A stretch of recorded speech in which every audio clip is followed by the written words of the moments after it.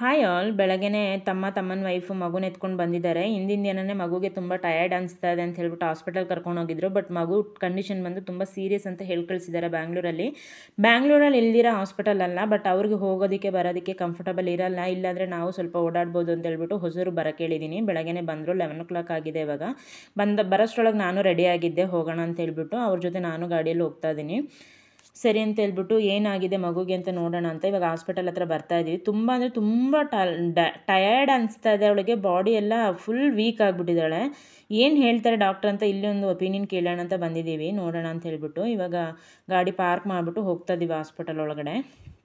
Doctor ಏನು ಹೇಳ್ತಾರೆ ಗೊತ್ತಿಲ್ಲ, ನೋಡೋಣ ಏನು ಹೇಳ್ತಾರೆ ಹೇಗಾಗತ್ತೆ ಅಂತ ಹೇಳ್ಬಿಟ್ಟು ಕರ್ಕೊಂಬರ್ತಾ ಇದ್ದೀನಿ. ನನಗೇನು ಮಾತಾಡಬೇಕಂತಲೇ ಅನ್ನಿಸ್ತಾ ಇಲ್ಲ, ಯಾಕಂದರೆ ಮಗುನ ನೋಡಿ ಅಷ್ಟು ಬೇಜಾರು ಅನ್ನಿಸ್ತಾ ಇದೆ. ಇವಾಗ ಎಂಟ್ರೆನ್ಸಲ್ಲಿ ಇವಾಗ ಎಂಟ್ರ್ ಆಗ್ತಾ ಇದ್ದೀವಿ, ಡಾಕ್ಟ್ರ್ ಹತ್ರ ಬಂದಿದ್ದೀವಿ. ಬಟ್ ಡಾಕ್ಟ್ರು ನೋಡ್ಬಿಟ್ಟು ತುಂಬ ಶಾಕ್ ಆಗೋಯ್ತು. 7 months ಬೇಬಿನ ಇದು ಅಂತ ಹೇಳ್ಬಿಟ್ಟು ಅವರಿಗೆ ಡೌಟ್ ಆಯಿತು. ವೆಯ್ಟ್ ನೋಡಿದ್ರೆ 3.9 kg ಇದ್ದಾಳೆ. 3.9 ಸಮಥಿಂಗ್ ಅಷ್ಟೇ, ಅದ್ರ ಮೇಲಂತೂ ದಾಟಿಲ್ಲ. ಹುಟ್ಟೋ ಮಗುನೇ ಬಂದು 4 kg ಇರುತ್ತೆ. ಬಟ್ ಈ ವೆಯ್ಟ್ 7 monthsಗೆ ಹೇಗೆ ಓಕೆ ಆಗುತ್ತೆ ಅಂತ ಹೇಳ್ಬಿಟ್ಟು ನಮ್ಮನೆ ಕ್ವಶನ್ ಕೇಳ್ತಾಯಿದ್ರು.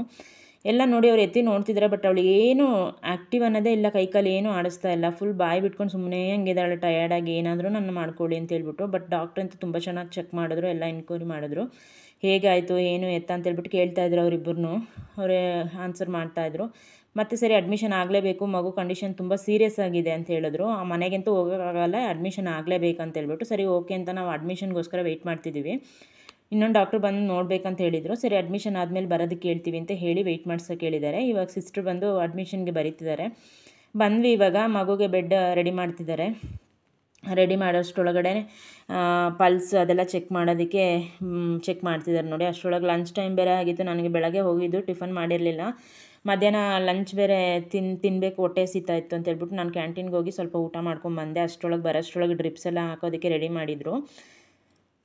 ಡ್ರಿಪ್ಸ್ ಎಲ್ಲ ಚಿಕ್ಕ ಮಗುಗೆಲ್ಲ ಹಾಕೋದು ನಾವು ಹೆಂಗೆ ನೋಡೋಕ್ಕಾಗತ್ತಲ್ಲ, ಎಷ್ಟು ಬೇಜಾರು ಅನಿಸುತ್ತೆ ನೋಡಿ. ಕೈಗೆ ಡ್ರಿಪ್ಸ್ ಹಾಕಿದ್ದಾರೆ, ಅವಳು ಎಷ್ಟು ನೋವು ತಿಂದಿರಬೇಕು ಅಂತ ಹೇಳ್ಬಿಟ್ಟು ನನಗೆ ಬೇಜಾರು. ಟಯರ್ಡಾಗೇ ಇದ್ದಾಳೆ ನೋಡಿ, ಇದೇ ಥರನೇ ಇರ್ತಾಳೆ, ಸ್ವಲ್ಪ ಕೂಡ ಆ್ಯಕ್ಟಿವ್ ಅನ್ನೋದೇ ಇಲ್ಲ. ಮಗು ತುಂಬ ಚೆನ್ನಾಗಿತ್ತು. ಈ ನಡುವೆ ಏನಾಯ್ತು ಅಂತಲೇ ನನಗೆ ಅರ್ಥ ಆಗ್ತಾಯಿಲ್ಲ. ಅವ್ರ ಅಪ್ಪ ಅಮ್ಮನೇ ಕೇಳಬೇಕು ಏನಾಯ್ತು ಅಂತ ಹೇಳ್ಬಿಟ್ಟು. ಇವಾಗ ಮಗುಗೆ ಹಾಲು ಕೊಡೋದಕ್ಕೆ ಹೇಳಿದರು, ಬಟ್ ಅವಳಿಗೆ ಕಂಫರ್ಟಬಲ್ ಇರಲ್ಲ ತಮ್ಮನ ಹೆಂಡ್ತಿಗೆ ಅಂತ ನಾನೇ ಕೊಡ್ತಾಯಿದ್ದೀನಿ. ನೆಕ್ಸ್ಟ್ ವೀಡಿಯೋದಲ್ಲಿ ಏನಾಯ್ತು ಅಂತ ಅಪ್ಡೇಟ್ ಕೊಡ್ತೀನಿ ಫ್ರೆಂಡ್ಸ್. ಬಾಯ್.